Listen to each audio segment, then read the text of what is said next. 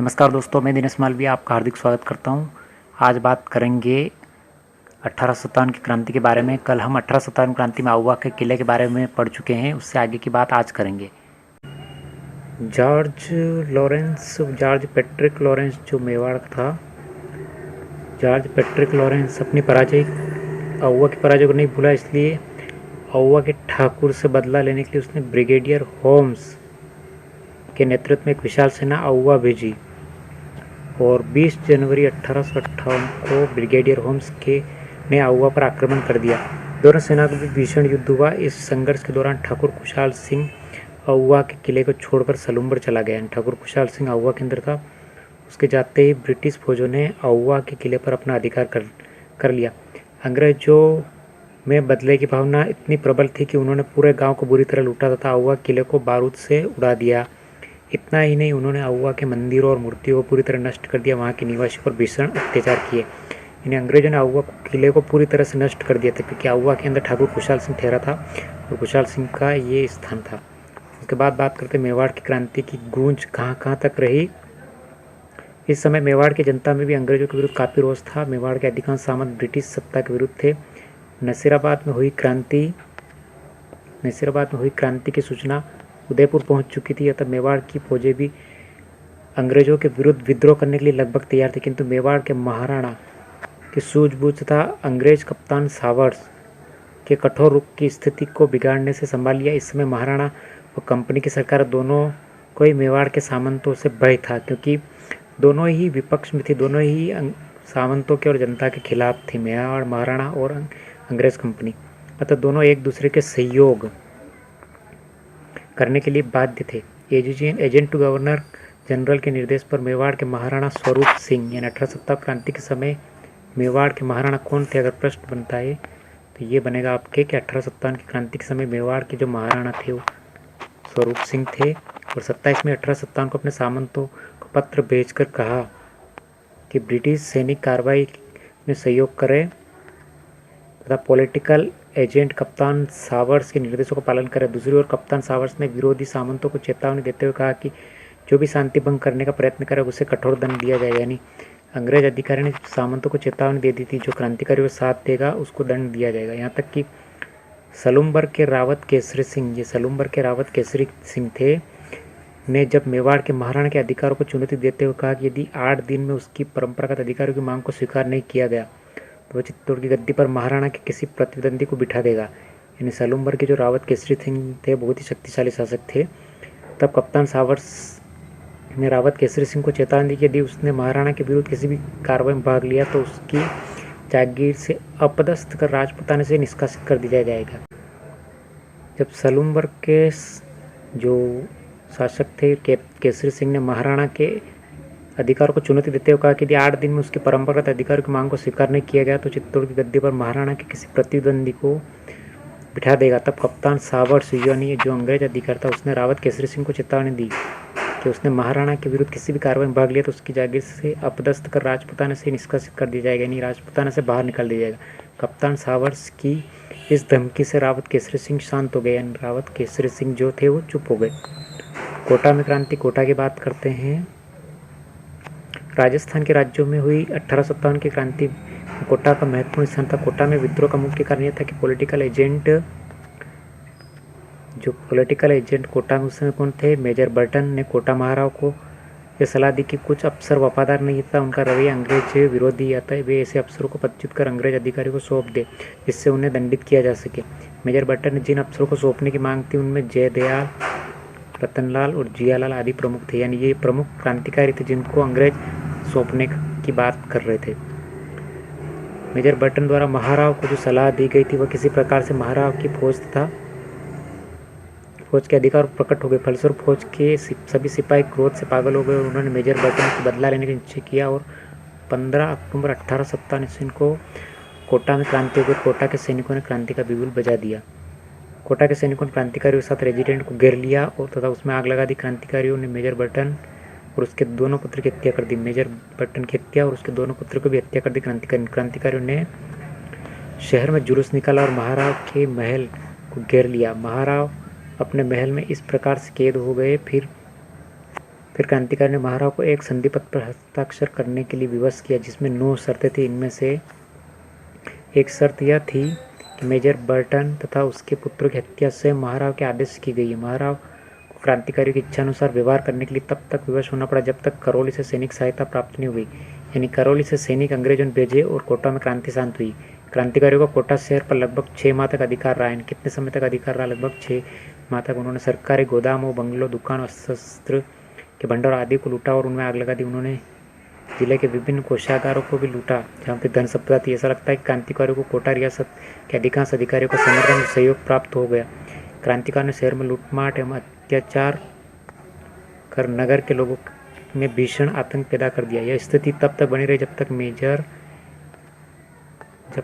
Major H.G. Roberts Nasirabad से 5,500 सैनिक लेकर 22 मार्च 1858 को चंबल नदी के किनारे, यानी कोटा चंबल के किनारे ही है, उसने तोपों में क्रांतिकारियों पर धुआंधार गोले बरसाए। उन्होंने कोटा से बाहर भागने पर विवश कर दिया, यानी गोले बरसाने के बाद तब जाकर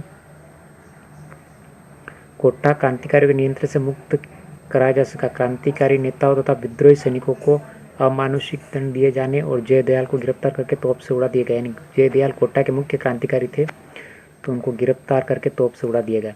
अन्य राज्यों में क्रांति की गूंज। राजस्थान में 1857 की क्रांति केवल मारवाड़, मेवाड़ तथा कोटा तक ही सीमित नहीं रही, अपितु इसकी गूंज राजस्थान के अन्य राज्यों में भी रही। भरतपुर, जो आगरा और मथुरा के काफ़ी निकट था, क्रांति के समय अशांत रहा। ये भरतपुर में किसी प्रकार क्रांति नहीं। मथुरा में विद्रोह हो जाने के बाद भरतपुर शहर में उत्तेजना फैल गई और भरतपुर की सेना में भी क्रांति का बिगुल बज उठा। भरतपुर के महाराजा ने वहाँ से पॉलिटिकल एजेंट मेजर मॉरिसन, यानी भरतपुर में मॉरिसन थे पॉलिटिकल एजेंट, भरतपुर छोड़ जाने की सलाह दी, क्योंकि महाराजा को यह आशंका थी कि उसकी उपस्थिति से नीमच के क्रांतिकारी भरतपुर आकर आक्रमण कर देंगे। और महाराजा की सलाह पर मेजर मॉरिसन भरतपुर छोड़कर चला गया। क्रांति के अवधि में भरतपुर रियासत की स्थिति बड़ी विषम थी। क्रांतिकारी सैनिकों की अनेक टुकड़ियां भरतपुर की सीमा से होकर गुजरी। भरतपुर की गुजर व मेवाती, यानी गुज्जर जाति के लोग रहते थे भरतपुर में अधिकतर, और मेवाती रहते थे। जनता क्रांति के पीछे नहीं रही, उसने खुलकर क्रांति में भाग लिया। जब पड़ोसी आगरा जिले में अंग्रेजों की शक्ति वहां के लाल किले की 4 दीवारी तक ही सीमित हो गई, तो भरतपुर की जनता के मन में यह विश्वास भर गया कि अब भारत में ब्रिटिश सत्ता समाप्त होने जा रही है। यानी भरतपुर में भी क्रांति हो गई थी। और अलवर में भी दिल्ली के कुछ क्रांतिकारियों के आ जाने के कारण क्रांतिकारी गतिविधियां पनपने लगी। अलवर रियासत के गाँव के गुज्जरों ने पड़ोसी राज्य भरतपुर की भांति ब्रिटिश विरोधी भावना का खुलकर प्रदर्शन किया। उन्होंने अपनी क्रांतिकारी गतिविधियों से शासकों को काफ़ी परेशान किया, यानी शासक जो थे उनको क्रांतिकारियों ने काफ़ी ज़्यादा परेशान किया। और धौलपुर रियासत में भी गंभीर उपद्रव हुए। अक्टूबर 1857 ईस्वी के प्रारंभ में ग्वालियर और इंदौर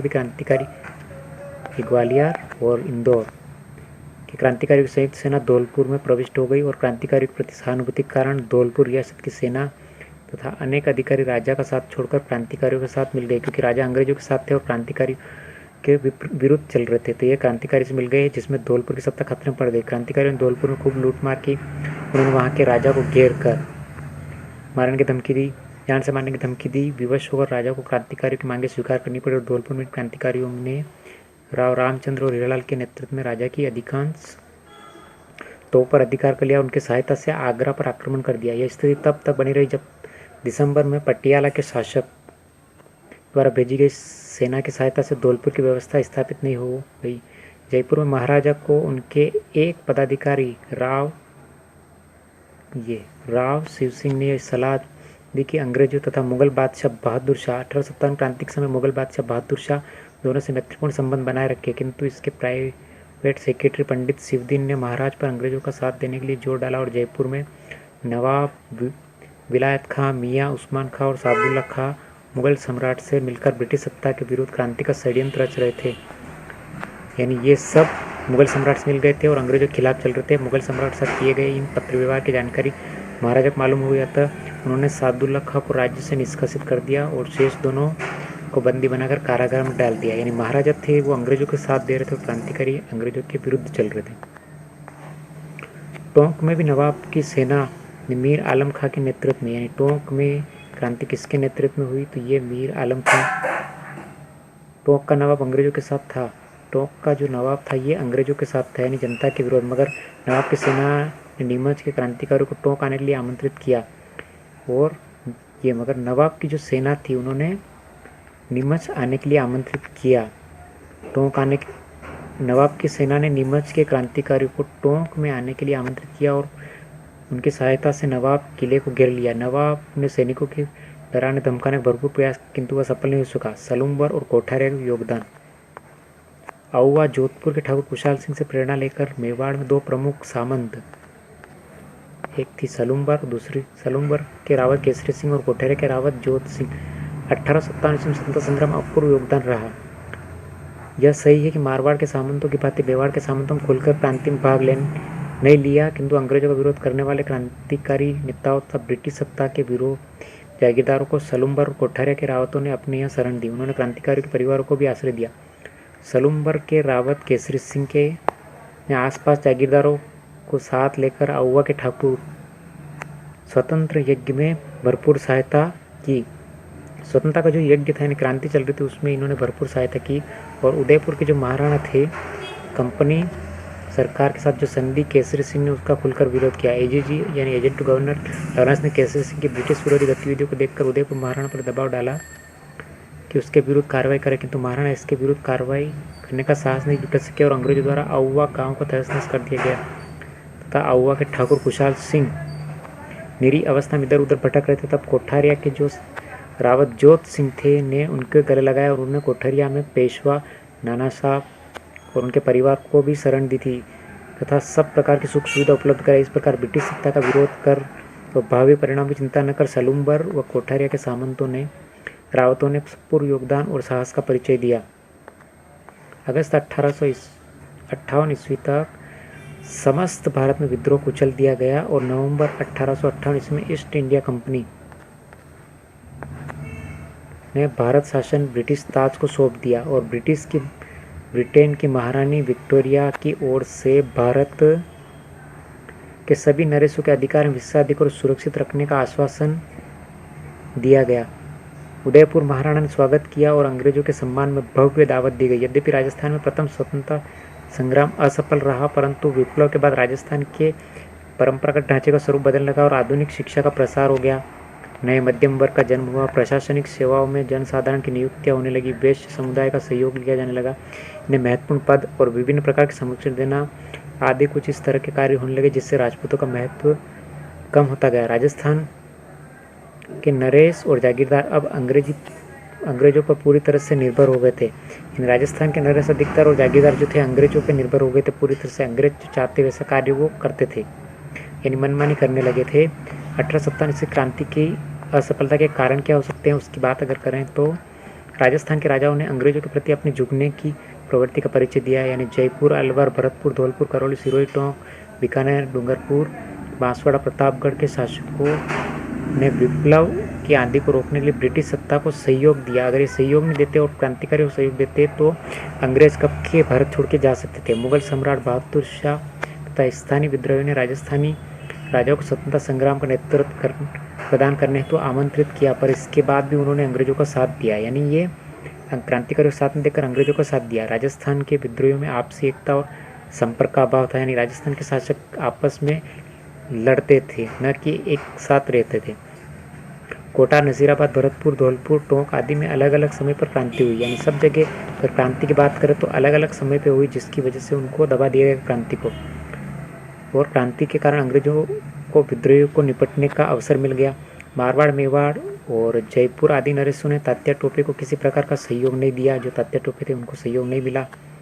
राजस्थान में 18 रियासतों में संगठन और एकता का अभाव था। ये सबसे बड़ा कारण था कि संगठन था ही नहीं राजपूत शासकों का और एकता का तो बिल्कुल अभाव था। नेतृत्व के लिए जब मेवाड़ के महाराणा से संपर्क किया तो राजस्थान की 18 रियासतों में संगठन और एकता का अभाव था।